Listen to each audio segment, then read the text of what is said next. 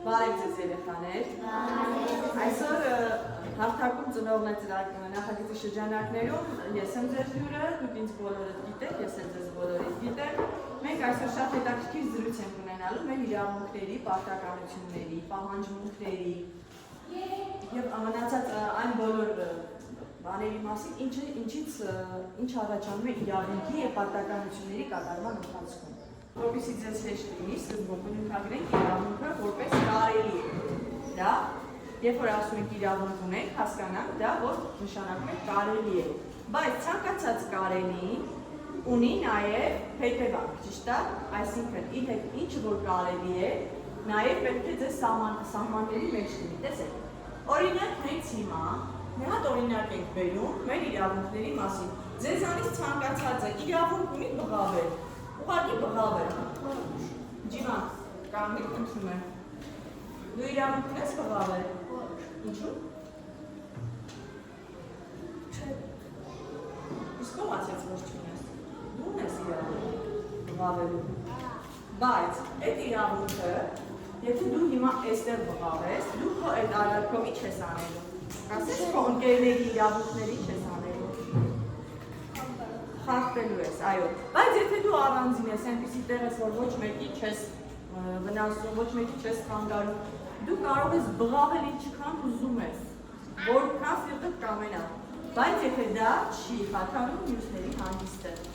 հասկացա՞ք։ Դու կարող եք վազվզել, բայց երբ չեք կարող։ Էլ երբ չեք կարող։ Այո, երբ որ դա խախտում է հասարակական դա նշանակում է, երբ որ միտեղ շատ մարդիկ կան, բոլոր մի քանի մարդու հանգիստը խանգարում է եւ կարող է վնաս պատճառել, դուք դա չեք կարող անել, որովհետեւ երբ որ դուք սկսում եք դա անել, դուք խախտում եք մյուսի իրավունքը։ Նաեւ իրավունք ունի հանգիստը, երբ որ դու բղավում ես, խանգարում ես նրա հանգիստը, դա չէ որ դա նրա իրավունքն է։ Մեր իրավունքները եւ պարտականությունները սկսվում եւ ավարտվում են այնտեղ, որտեղ սկսվում է մեր դիմացինի իրավունքը։ Մենք չենք կարող առանց իրավունքի ինչ-որ մեկի վիրավորել։ Մենք չենք կարող ինչ-որ մեկին վատ բան ասել, ինչ-որ մեկից ինչ-որ բան վերցնել, որովհետեւ դա բերելու է պատասխանատվության։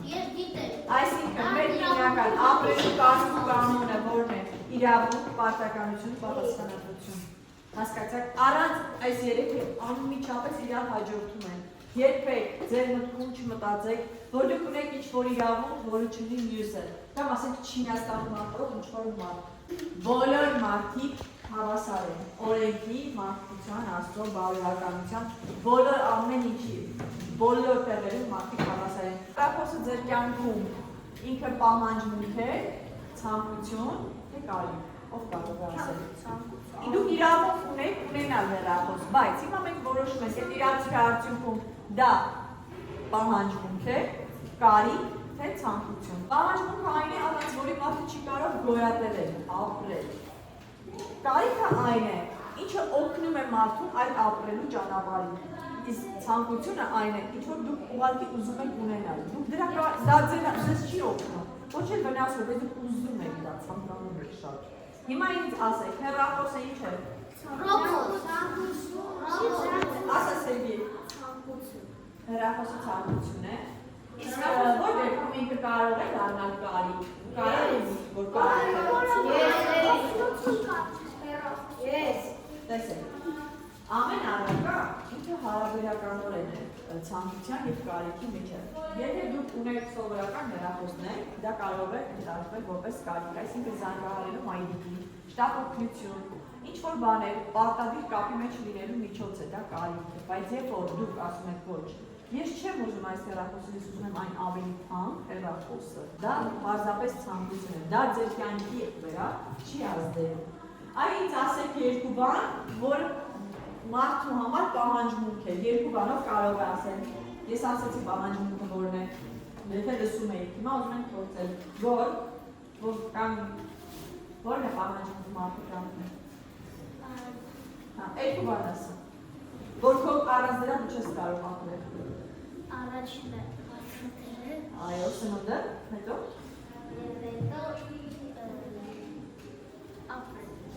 Ապրել հասկացանք, ապրելու համար ինչ-որ նախադրյալներ կան, ինչ-որ բաներ կան, որ թույլ է տալի, որ դու ապրես։ Ամենակարևոր բաները, երկու բան։ Ասեցիք մեկը սնունդը, ապրես, մյուսը,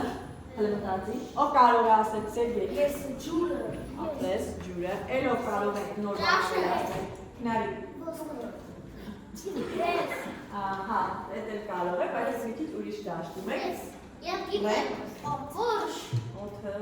այո, օդը բայց դեպի մեզ տրված է։ Այո, ասակ Յուլի։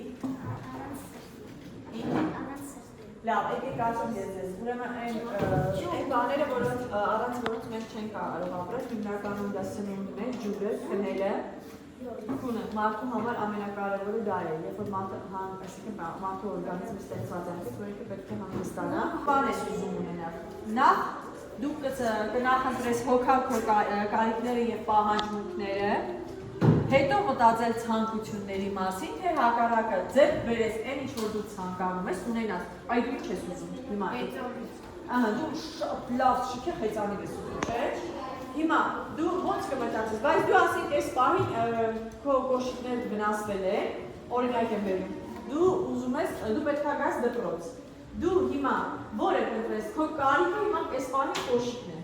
բայց դու ուզում ես նաև հեծանի, այդ շատ ես ուզում։ Ու քեզ ընտրություն են տալիս, դու հեծանի կվերցնես, հետո կմտածես կոշիկներ ունենալու մասին, թե կոշիկները կփոխես, նետոնով հեծանի մասին կմտածես։ Սկզբում կոշիկներ, այսինքն դու կնախընտրես քո կարիքները հոգալ, հետո նոր գնալ ցանկությունների հետևից։ Իսկ կա մեկը ով հակառակը կաներ։ Այսինքն անհրաժեշտությունները Արինականի խոսում եմ։ Օրինակ դու ինչի կարիք ունես եւ ինչի ցանկություն ունես։ Այսինքն ինչի կարիք ունես դու։ Հիմա մտածի, ասենք ինչ որ բանի կարիք ունես։ ես ուզում եմ Տես նայ։ Երբ որ մենք ասում ենք ես ուզում եմ, դու առաջին բառը ինձ ասեցիր ես ուզում եմ։ Երբ որ մենք ասում ենք ես ուզում եմ դա ցանկանալն է։ Դու արդեն անցար ցանկությունների։ Ես հարցնում եմ, ինչի կարիք դու ունես։ Կարիք, հլմտածի։ Դու հեռախոս ունես։ Ունես։ Երբ որ դու ուզում ես ուրիշ հեռախոս, դա ինչ է։ Դա չի կարող ունել կարիք։ Այսինքն դու հիմա այս բանի ոչինչ բանի կարիք չունես, ինչի համար ես շատ ուրախ եմ զգում։ Հանգստի հետ կապված մարդու ամենակարևոր գլխավոր իրավունքներից մեկը դա հանգստի իրավունքն է։ Ես ձեզ սկզբից ասեցի։ Իսկ հիմա անցնում ենք այն թեմային, թե հանգիստը իրականում ցանկություն է, թե կարիք։ Կարիք։ Իսկ կարա լինի ցանկություն։ Այո։ Ինչի՞։ Դա եթե ինքը մարդու ամենակարևոր իրավունքներից մեկն է, հանգստի իրավունքը։ Այդ ո՞նց է, որ ինքը համ կարիք է, համ ցանկություն, համ պահանջում է։ Կարիքը դե, եթե մարդը չհանգստանա, Որ դեպքում, ով կասի 3 դեպքերում, հանգիստը 3 դեպքերում ասեք ու ես արդեն կհասկանամ, որ դուք գիտեք։ Որ դեպքում է հանգիստը պահանջում։